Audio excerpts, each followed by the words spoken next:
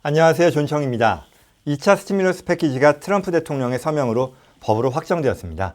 5천여 페이지에 달하는 방대한 분량의 법이다 보니 다루고 있는 내용도 여러 분야에 걸쳐서 많은데요. 그 중에서도 개인과 비즈니스 오너들에게 제공되는 혜택에 대해 앞으로 하나하나 살펴보려고 합니다. 개개인에게 제공되는 스티뮬러스 체크, 또 연방정부 실업수당 보조, 비즈니스 오너들에게 제공되는 PPP, EIDL, 그리고 또 세입자 구제 프로그램 등이 대표적으로 해당이 될 텐데요. 오늘은 그 중에서도 개인들에 대한 직접 지원금, 즉 스티뮬러스 체크에 대해 자주 묻는 질문 20개를 가지고 설명해 드리도록 하겠습니다. 그럼 시작해 보겠습니다.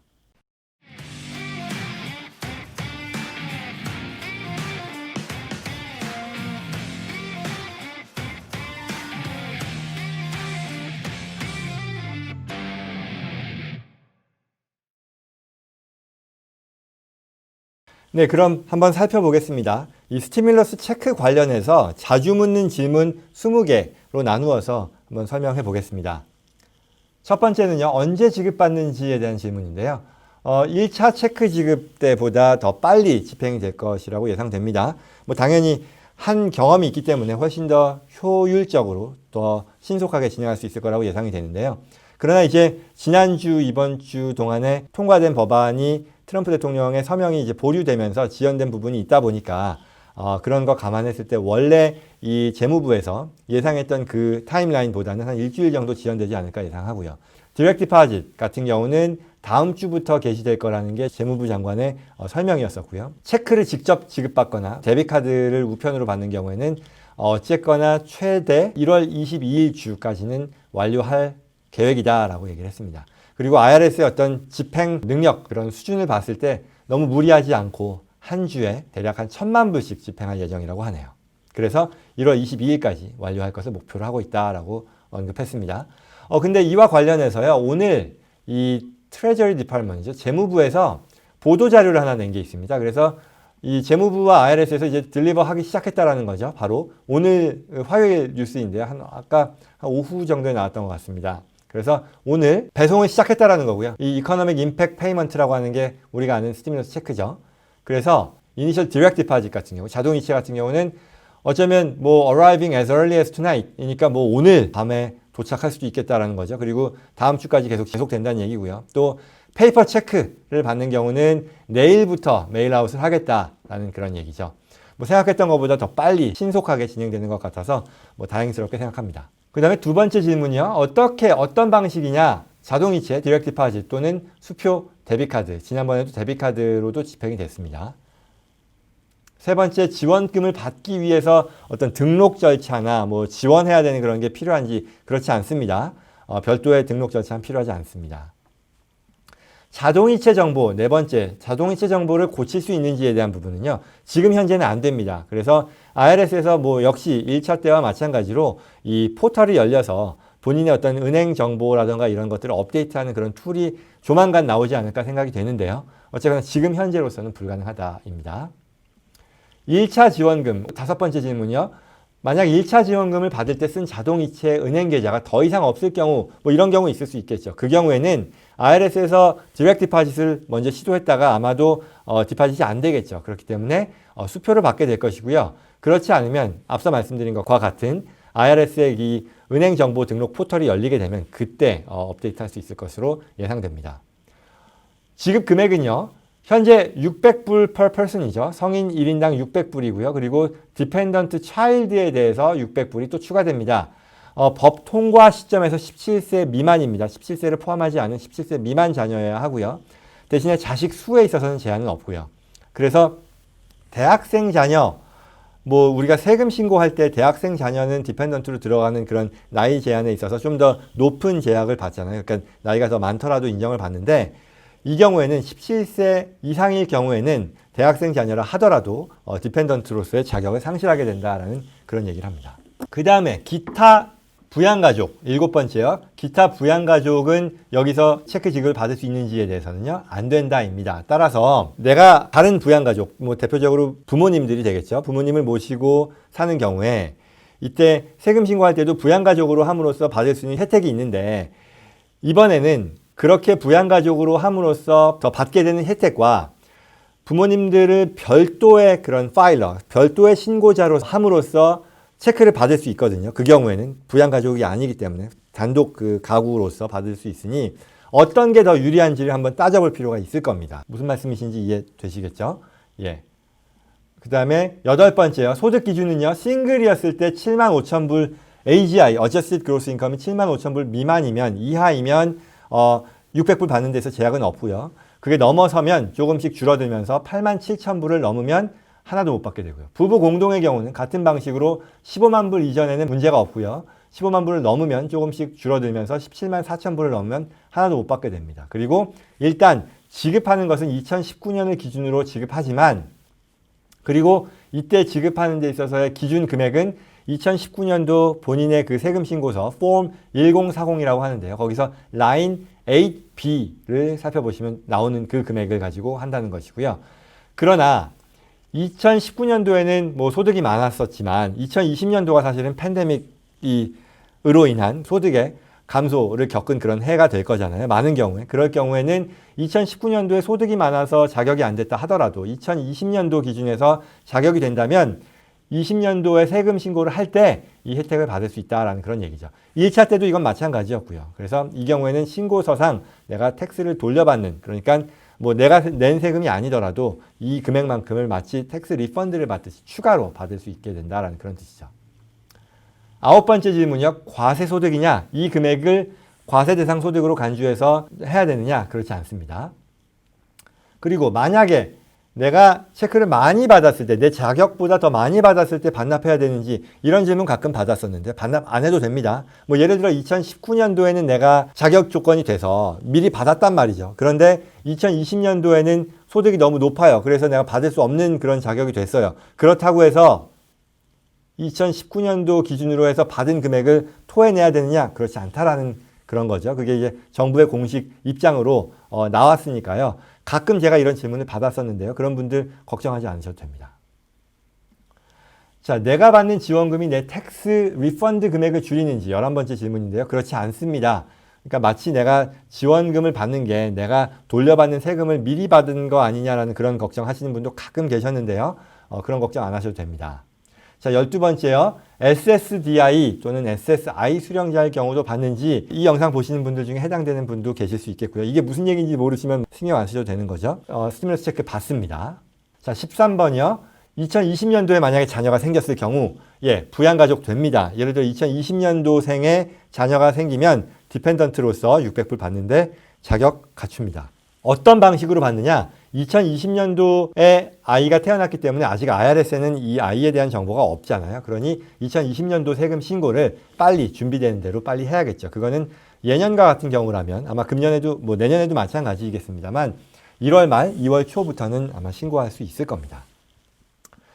자, 14번 질문이요. 아직 본인이나 부양가족의 소셜 넘버가 IRS에 등록되지 않았을 경우, 이런 거 있죠. 금년에 소셜 넘버 받을 수 있잖아요. 원래는 ITIN 넘버, 텍스 아이디로 계시다가 하는 경우도 있겠고, 아니면 뭐 유학생이었었는데 뭐 H1B를 받았다거나, 그래서 소셜 넘버를 발급받았을 경우, 어떤 이유에서건 지금 소셜 넘버를 금년도에 받았다면 자격되고요. 그러면 이걸 어떻게 IRS에 알려줄 수 있느냐? 2020년도 세금 신고를 빨리 하는 게 좋겠다. 15번이요. 아직 내가 1차 체크도 못 받았다. 마찬가지입니다. 이 부분도 사실은 제가 여러 번 말씀을 드렸던 부분인데 다시 한번 말씀드리면, 이 스티뮬러스 체크라고 하는 것은 1차도 마찬가지고 이번에 진행되고 있는 2차도 마찬가지인데요. 2020년도를 기준으로 하는 게 원래 규정입니다. 그러나 20년도의 어떤 소득이라던가 이런 게 아직 확정이 안 되다 보니까 19년도를 기준으로 해서 지급 여부가 결정된 건데요. 정확하게는 2020년도에 내가 자격이 되면 20년도에 세금 신고를 할 때 그 금액, 내가 체크를 받을 수 있는 그 자격 금액, 1차 때는 뭐 1200불이었을 때고요. 지금은 이제 600불이잖아요. 이걸 마치 내가 돌려받는 텍스 리펀드의 형태로 인정을 받기 때문에 2020년도 세금 신고할 때 내가 자격을 갖춤에도 불구하고 못 받은 1차 체크 금액이 있다면 그 금액까지 신고서에 반영할 수 있다. 그리고 또 신고를 할 때요. 이 2020년도 신고서에는 스티뮬러스 체크를 얼마만큼 받았고 내가 더 받을 자격이 얼마 있다라는 것을 또 별도의 양식을 통해서 신고할 수 있게 되어 있습니다. 그래서 그 양식은 아직까지는 공개되진 않았습니다만 뭐 내년 초가 되면 공개가 되겠죠. 그 내용 반영해서 직접 신고하시거나 아니면 뭐 도와주시는 분들 계시면 아마 당연히 잘 도와주시겠죠. 16번이요. 소셜 시큐리티 넘버가 없는 경우 어떻게 되느냐. 이게 1차 때와 굉장히 큰 차이가 될 텐데요. 1차 때는요. 내 배우자가 예를 들어 소셜 시큐리티 넘버가 없으면 내가 있더라도 다 못 받는 그런 규정이 적용이 됐었는데 이번에는요. 소셜 넘버가 내 배우자가 예를 들어 없다 하더라도 배우자는 못 받지만 나는 받을 수 있다는 거죠. 그렇게 되는 거죠. 그래서 모두 불인되는 게 아니라 소셜 넘버가 있는 다른 구성원은 받는다가 답이 되겠고요. 그리고 더 나아가서 중요한 것은 이 내용이요. 1차 때도 소급 적용된다는 거죠. 그러니 내가 1차 때 내 배우자가 소셜 넘버가 없어서 내가 못 받은 상황이었다 해도 그 금액을 소급해서 혜택을 볼 수 있다는 뜻이고요. 어떻게? 이번에 2020년도 세금 신고할 때 그 내용을 반영하면 못 받았던 말하자면 그 1200불을 받을 수 있다는 그런 뜻입니다. 꼭 누리셔야 하겠습니다. 그리고 뭐 입양 자녀의 경우는요. Adoption Tax ID 넘버라고 해서 Adopt 18이라고 하는데요. 소셜 넘버가 아니지만 혜택을 받을 수 있다고 하고요.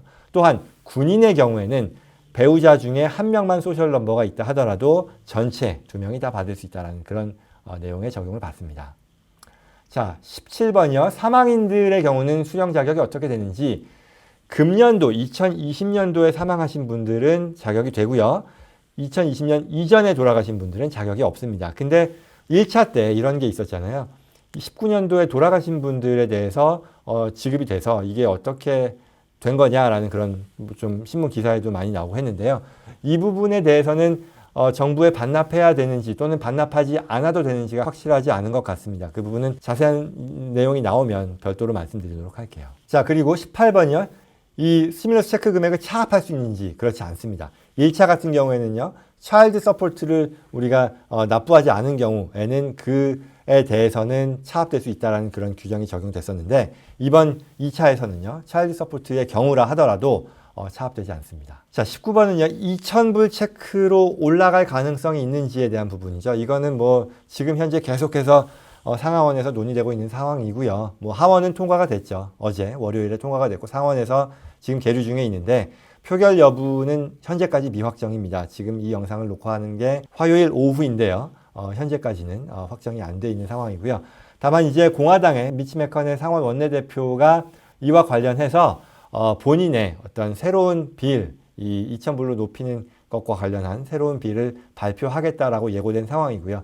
언론을 통해서 지금 공개된 사항으로서는 이 라이빌리티 프로텍션이 아니고요. 제가 이 원고 준비할 때만 해도 이 라이빌리티 프로텍션을 추가할 것이다라고 하는 그런 루머가 있었는데요. 그거는 포함이 안 됐다고 하고요. 대신에 이제 트럼프 대통령이 얘기했던 이 국방 그 수권법 섹션 230가 포함되어 있는 그 내용을 리필하는 내용 그리고 또 중요한 것은 이게 굉장히 뜨거운 감자가 될 수도 있을 텐데 이 트럼프 대통령이 계속해서 주장하는 이 선거 부정과 관련돼서 상하원의 어떤 인베스티게이션을 시작하자라는 그런 내용을 미치 매커넬 원내대표의 법안, 이 2,000불로 높이는 법안에는 같이 포함시켰다라고 하네요. 뭐 그렇게 보면 지금 말씀드린 이 내용을 민주당에서 그대로 받아들일 가능성은 현실적으로 없다가 맞겠죠. 굉장히 낮다 또는 없다 실질적으로는가 되다 보니까 이게 뭐 내일 또 그 이후에 상원에서는 소집이 되죠. 일정상. 그런데 가능성 면에서는 점점 낮아지는 쪽으로 될 수도 있겠다 싶습니다. 예. 그리고 뭐 오늘은 그 내용을 주로 다루는 게 아니니까요. 이 정도로 하고요. 마지막으로 20번 질문이요. 3차 직접 지원금이 가능한지 뭐 지금 2차에 대한 것도 2,000불로 되는지 안 되는지가 확실치 않으니까 좀 섣부른 감이 있죠. 그러나 조 바이든 대통령 당선인이 계속해서 긍정적인 커멘트를 하고 있죠. 본인의 취임이 이루어지기 이전에 진행되는 경기 부양은 말하자면 다운 페이먼트에 지나지 않는다. 그 말은 결국 다운 페이먼트 우리가 뭐 10%, 20%, 뭐 30% 하잖아요. 그러니 본인이 진행하고자 하는 이 스티뮬러스 패키지, 경기 부양안은 이보다 훨씬 더 클 것이다라는 것을 계속 예고하는 상황이니까요. 뭐 직접 지원금 역시도 긍정적인 뭐 희망 섞인 기대를 할 수 있지 않을까 싶은데요. 그러나 코앞에 닥친 그런 사안들부터 처리하는 게 우선이겠죠.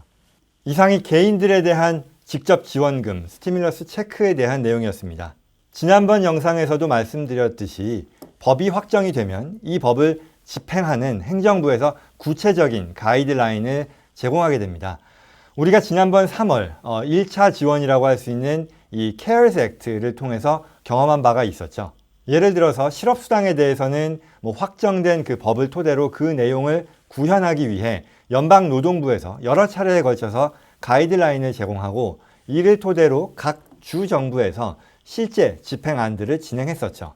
또한 PPP, EIDL과 같은 론 프로그램의 경우도 이 확정된 법의 내용을 토대로 역시 연방정부 그 재무부 산하기관인 SBA에서 필요한 가이드라인을 계속해서 업데이트하면서 발표했던 것 기억하실 겁니다. 이번에도 그와 같은 과정이 반복될 것이라 기대하시면 되겠고요. 이번 2차 경기부양안에 들어간 실업수당, PPP, EIDL, 세입자 구제책 등에 대해서도 그때마다 중요한 내용들 위주로 각각 업데이트되는 사항들 공유하고 설명해 드리도록 하겠습니다. 구독하시고요. 또 알림 설정해 놓으시면 놓치지 않고 확인하실 수 있을 겁니다. 자, 그럼 오늘 시간은 이것으로 마치겠습니다. 고맙습니다.